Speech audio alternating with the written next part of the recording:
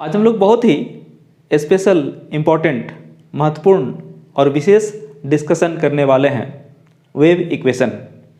एक बार मैंने कहा था वेव डेवलपमेंट का लीडर है, कमांडर है।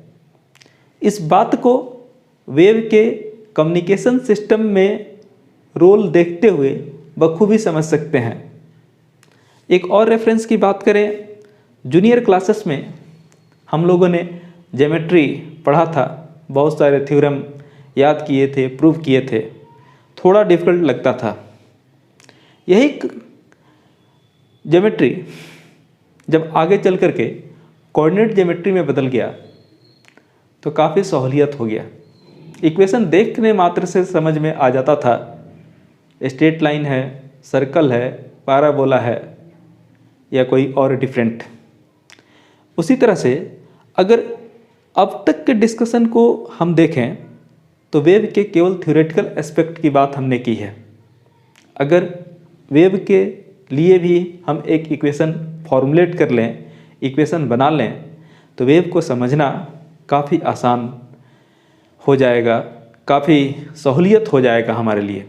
और केवल फिजिक्स में ही नहीं, केमिस्ट्री में भी इसका यूज बहुत ज़्यादा है। तो चलिए आज वेव इक्वेशन डिस्क्राइब करते हैं। वेव इक्वेशन डिस्क्राइब करने के लिए सबसे पहले generation of wave, formation of wave की बात करें। वेव का फॉर्मेशन या जनरेशन डिस्टरबेंस या पीरियोडिक डिस्टरबेंस के कारण हुआ था। पीरियोडिक डिस्टरबेंस का एक नायाब एग्जाम्पल सिंपल हार्मोनिक मोशन भी है। और वहाँ पर हम लोगों ने एक इक्वेशन निकाला था डिस्प्लेसमेंट का, y = a sin omega T. इसको निकालने के लिए यूनिफॉर्म सर्कुलर मोशन का हेल्प लिया था, जिसमें किसी डॉट को हमने दिखाया था कि ये यूनिफॉर्म सर्कुलर मोशन में ओमेगा एंगुलर वेलोसिटी से रिवॉल्व कर रहा है। ओमेगा = θ/t, तो ऑब्वियस है कि θ = ओमेगा टी। और यहाँ पर हम इस एंगल को ओमेगा टी मान लें, तब हमारे पास ये रिलेशन आ जाएगा। कोई भी फंक्शन को वेव इक्वेशन होने के लिए इस कंडीशन को फुलफिल करना पड़ता है, ft = ft + nt। अगर यहाँ भी आप yt + nt करेंगे तो ऑब्वियसली ये a sin t + nt, omega भी है यहाँ पर मल्टीप्लिकेशन में। ब्रैकेट ओपन कर देंगे तो a sin omega t plus omega n t ऐसा हो जाएगा। और इसको a sin है ना omega t plus 2π/t, omega का वैल्यू एन टी कैंसिल कर लीजिए। ऑब्वियस है कि ये a sin ओमेगा टी के बराबर हो जाएगा, मतलब ये yt के इक्वल हो गया। ये कंडीशन फुलफिल करने वाले को आप पीरियोडिक फंक्शन कहते थे। ये पीरियोडिक फंक्शन है, ओके। लेकिन जब वेव जनरेशन की बात होती है तो पीरियोडिक मोशन तो होता ही है, पार्टिकल जो वेव जनरेट कर रहा है, लेकिन वेव का भी प्रोपगेशन होता है।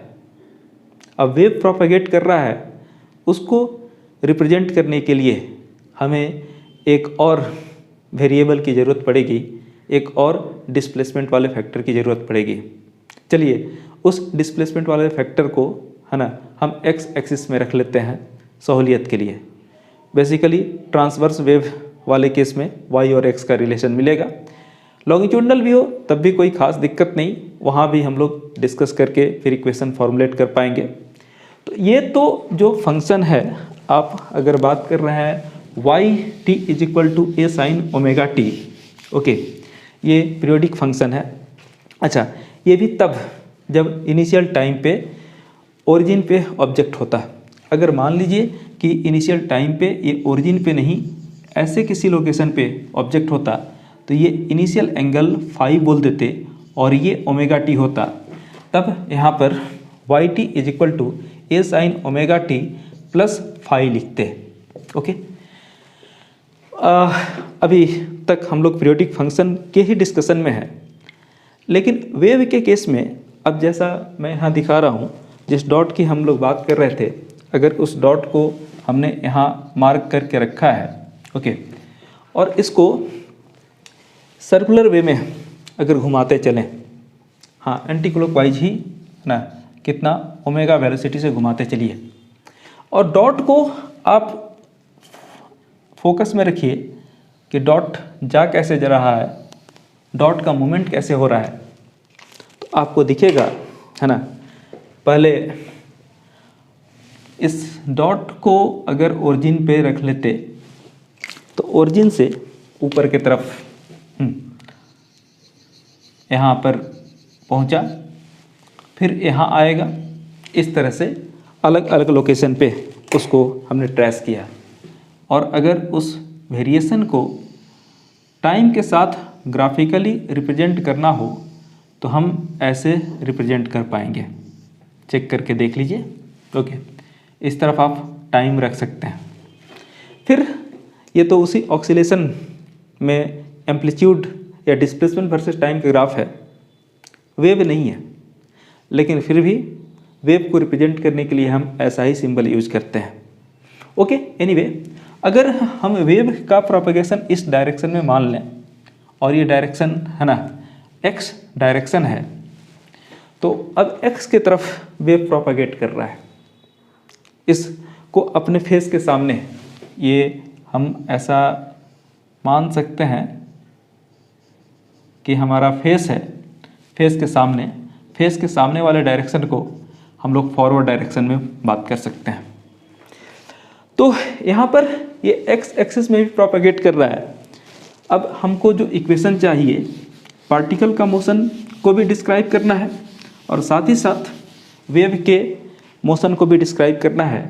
इसलिए यहाँ एक काम करते हैं, y इज इक्वल टू, पहले वाला फंक्शन रहने देते हैं। पहले वाला फंक्शन क्या था, a sine omega t plus phi. अब एक और फंक्शन यहाँ इंट्रोड्यूस करना पड़ेगा, दैट इज x। तो अगर हम यहाँ x प्लस कर लीजिए फिलहाल, तो एक दिक्कत आएगी। वो दिक्कत क्या है, प्रिंसिपल ऑफ होमोजेनिटी वाली। यहाँ पर ये मीटर में होगा और ये रेडियन में, ऐड नहीं कर सकते।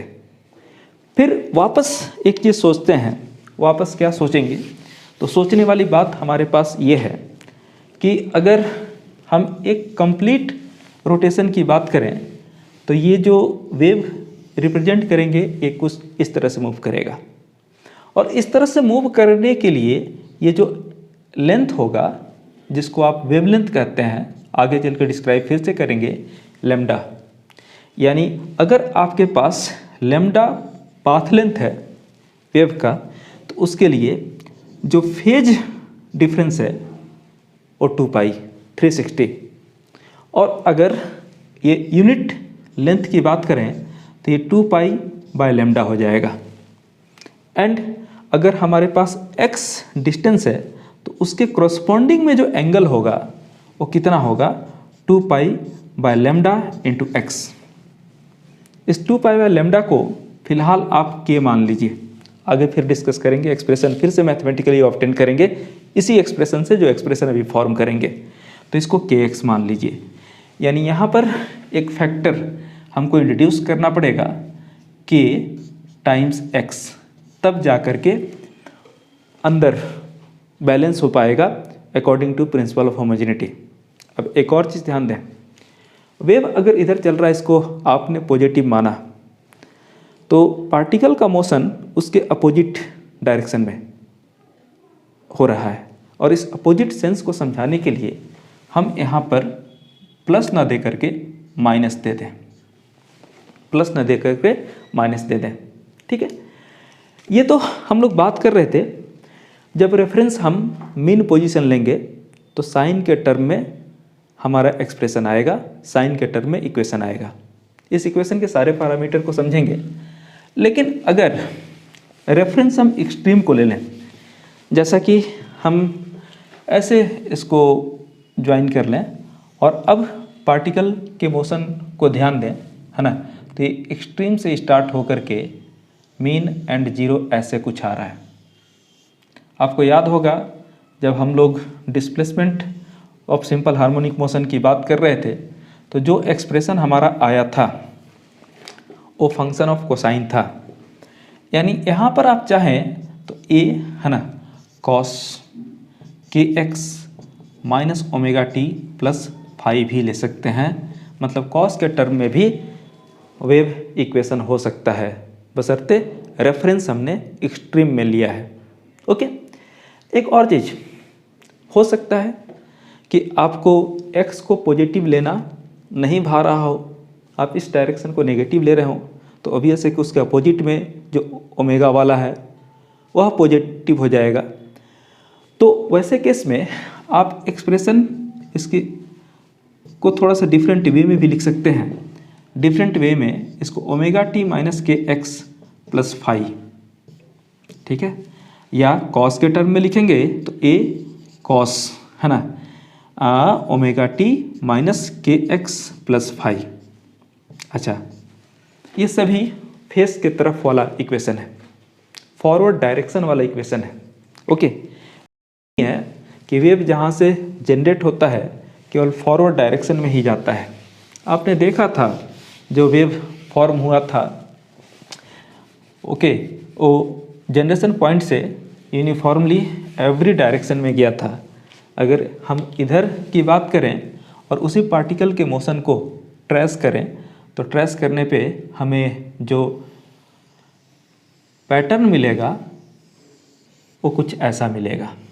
ओके, अब ऐसे मिलने वाले पैटर्न को दिखाने के लिए हम फिर से y इज इक्वल टू है ना क्या ले लेंगे, a साइन, ठीक है। चलिए उसी इक्वेशन को लिख लेते हैं minus omega t plus five. लेकिन अब देखिए x इस तरफ निगेटिव, ओमेगा भी निगेटिव, और इसी तरफ के वेव की बात करें, ये कौन सा डायरेक्शन है, तो बैकवर्ड डायरेक्शन में, फेस के अपोजिट।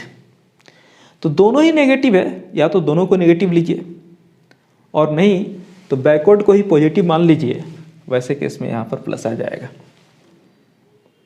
हाँ, साइन हो सकता है तो कोसाइन भी हो सकता है। यहाँ पर ए कॉस क्या लिखेंगे, के x plus omega t plus five. अच्छा, यहाँ किसी को भी पॉजिटिव या निगेटिव ले सकते हैं। अगर हमने इस फॉर्म में लिया तो के एक्स प्लस ओमेगा टी लिखें या ओमेगा टी प्लस के एक्स लिखें, मीनिंग सेम रहेगा। ओके, तो ये wave equation travelling in forward direction और ये इन बैकवर्ड डायरेक्शन। ऑल्दो मैं बात करूं वेव है ना एक्स और वाई डायरेक्शन में ही केवल मूव नहीं करेगा, ये पूरे स्पेस में मूव करेगा।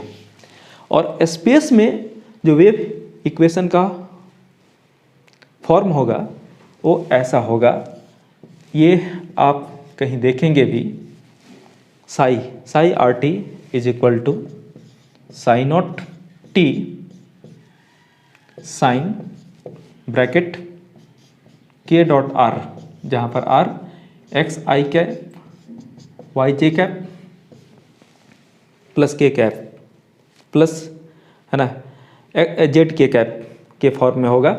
और तब आप रियल वेव इक्वेशन इस तरह से दिखाएंगे जो कि स्पेस में प्रोपागेट करेगा। फिलहाल सिंप्लिसिटी के लिए डायरेक्शन को हम रिस्ट्रिक्ट कर लेते हैं, जैसे कि स्ट्रिंग वाले केस में वाई डायरेक्शन में पार्टिकल का डिस्प्लेसमेंट, एक्स डायरेक्शन में वेव का मोशन, ऐसा मान करके।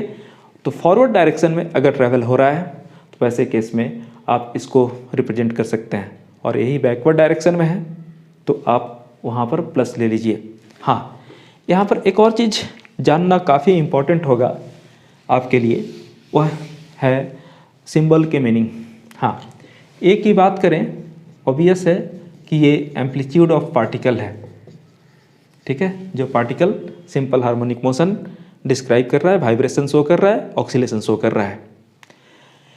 के की बात करें, जिसको मैंने बताया अभी थोड़ी देर पहले, 2 पाई बाय लेमडा, इसको बोलते हैं प्रोपागेशन कांस्टेंट। प्रोपागेशन कांस्टेंट जिसके साथ होगा उसी डायरेक्शन में वेव प्रोपेगेट करेगा। यहाँ एक्स के साथ में है इसलिए वेव एक्स डायरेक्शन में प्रोपेगेट कर रहा है। ओमेगा से परिचित होंगे और इसको 2 पाई न्यू लिख सकते हैं। इसको एंगुलर फ्रीक्वेंसी के नाम से यहाँ पर जाना जाएगा।